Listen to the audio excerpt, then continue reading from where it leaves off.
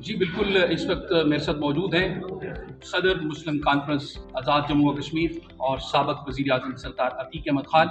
जो कि इस वक्त सऊदी अरबिया में ख़ुसूसी दौरे पर तशरीफ़ लाए हैं। और जैसे कि आप जानते हैं कि इस वक्त राब्ता आलमी इस्लामी कॉन्फ्रेंस का जो है वो एक ख़ुसूसी जो है वो इंतज़ाम किया गया, जो कि मोहम्मद बिन सलमान की ज़ेर सरपरस्ती थी। एक तो इस हवाले से हम सरदार साहब से बात करेंगे, और इसके साथ ही क्योंकि सरदार साहब जो है वो मकबूजा जम्मू कश्मीर की भी नुमाइंदगी करते हैं, और इस वक्त जो मौजूदा सूरत हाल है फ़लस्तीन के अंदर, हम उस हवाले से उनसे जानते हैं कि वो क्या कहते हैं। जी, मुख्तलिफ तबक़ात के दरमियान हम आहंगी पैदा करने के लिए बहुत बड़ा इनिशिएटिव है, और ये मैं समझता हूँ कि अपनी नौइयत का मुनफरिद इनिशिएटिव है। इसमें दुनिया भर के जो मुसलमानों को दरपेश मसाइल हैं उनको जिक्र किया गया, ख़ास तौर पर फ़लस्तीन का जिक्र किया गया, और गज़ा के मुसलमानों का जिक्र किया गया, इसराइल की जाहिलियत का जिक्र किया गया, उसकी रोकथाम के लिए इक़दाम का जिक्र किया गया। और इस कॉन्फ्रेंस में दुनिया के बाकी जो क़ज़ाया हैं, जो मामलात हैं, जो मसाइल हैं, वो भी ज़ेर बहस आए। और इस बात पर 21 नकाती एक मीसाक मक्का के तौर पर, मीसाक मक्का के नाम से जाना जाने वाला एक डॉक्यूमेंट तैयार हुआ, जिसमें ये तय पाया है कि दुनिया भर में मुसलमान तबक़ात के दरमियान इत्तेफाक और इत्तेहाद पैदा करने के लिए क्या क्या इक़दाम किए जाएँ। हुकूमतें क्या करें, अवाम क्या करें, मजहबी जमातें क्या करें, सियासी जमातें क्या करें, उलमा क्या करें, मशाइख क्या करें, स्कॉलर्स क्या करें, दानिशमंद क्या करें, हमारे बाकी तबक़ात क्या करें। इसके ऊपर बहुत सारा असर बात हुई। इसी तरह जो मकबूजा कश्मीर की सूरत हाल है, उसके हवाले से ये जो ताज़ा इक़दाम हैं नरेंद्र मोदी के, वो उनकी जिस कदर भी मज़म्मत की जाए वो कम है कि यूं इलेक्शन करीब आते जा रहे हैं। नरेंद्र मोदी की कोशिश है कि मकबूजा कश्मीर में कोई भी सियासी आवाज़ उठने ना पाए। इससे पहले जमात इस्लामी को, मुस्लिम कॉन्फ्रेंस को, लिबरेशन फ्रंट को, और बाकी दूसरी जमात पीपल्स लीग को और बाकी जमातों को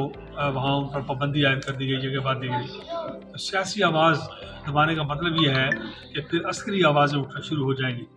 हुकूमत पाकिस्तान की कोशिश यही है, कश्मीरी कायदीन की कोशिश यही है, हुर्रियत कॉन्फ्रेंस की एक कोशिश थी कि मकबूजा कश्मीर में सियासी अमल जारी रहे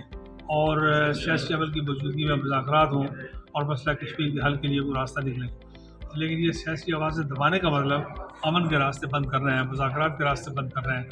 गुफ्तगू शदीद के रास्ते बंद कर रहे हैं। और ये इक़दाम जो है बड़े तकलीफ़देह हैं, बड़े काबिल मज़म्मत हैं, बड़े तशवीशनाक हैं, और आने वाले वक्त में इस बात की निशानदेही करते हैं कि अगर हिंदुस्तान की 10 लाख फ़ौज मकबूजा कश्मीर में आज जो मौजूद है, पाकिस्तान की सारी फ़ौज 6 लाख है, और हिंदुस्तान की सिर्फ मकबूजा कश्मीर के अंदर फ़ौज जो है वो इस वक्त 8 लाख से ज़ायद है, और रली मिली सारी फोर्सेज जो हैं डिफेंस फोर्सेज के नाम पे 10 लाख के करीब बनती है, 1 मिलियन के करीब। दुनिया की हाईएस्ट मिलिट्री कॉन्सेंट्रेशन है तो कश्मीर के अंदर इस वक्त मौजूद है। तो ये हम सबके लिए बड़ी तशवीश का बायस है। लेकिन आने वाला वक्त मेरा यकीन है कि दुनिया में जिस तरह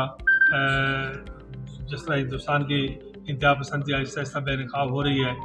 जिस तरह खालिस्तान के ऊपर रेफरेंडम हो रहे हैं, कनाडा में रेफरेंडम हुआ, बरतानिया में रेफरेंडम हुआ, दुनिया के बाकी मुल्कों में हुआ, जिस तरह के मणिपुर के अंदर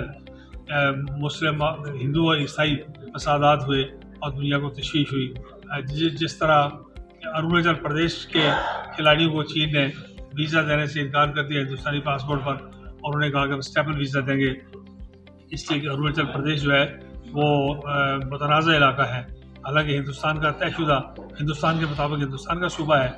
लेकिन चीन के मुताबिक वो जो है वो मुतनाज़ा इलाका है, और चीन ने उस बात पर हिंदुस्तान के खिलाड़ियों को वीज़ा नहीं दिया हिंदुस्तानी पासपोर्ट पर। तो ये जो रले मिले हालात हैं,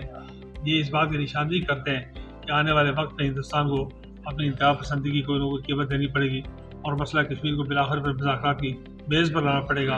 और कश्मीरियों की शिरकत समेत मसला कश्मीर जो है पाकिस्तान, हिंदुस्तान और कश्मीरियों के साथ मिलकर और आलमी मुआवनत से बैनुल-अक़वामी सालसी के ज़रिए मसला कश्मीर को हल की तरफ ले जाने में हमें किरदार अदा करने का इंशाअल्लाह मौका मिलेगा। जी बिल्कुल, मैं आपको बताता चलूँ कि ये बात बड़ी वाज़ेह है कि जब तक मकबूजा जम्मू कश्मीर के अंदर अमन बर्पा नहीं होगा, तो मैं समझता हूँ कि बरसगीर के अंदर अमन बर्पा नहीं हो सकता। तो मैं समझता हूँ कि अक़वाम मुत्तहिदा को चाहिए कि वो करारदादों के मुताबिक जो मकबूजा जम्मू कश्मीर के मजलूम नहाते हमारे बहन भाई हैं, उनको उनका हक दिया जाए, ताकि वो भी अपनी ज़िंदगी को आसान बेहतर तरीके से गुजार सकें। जी।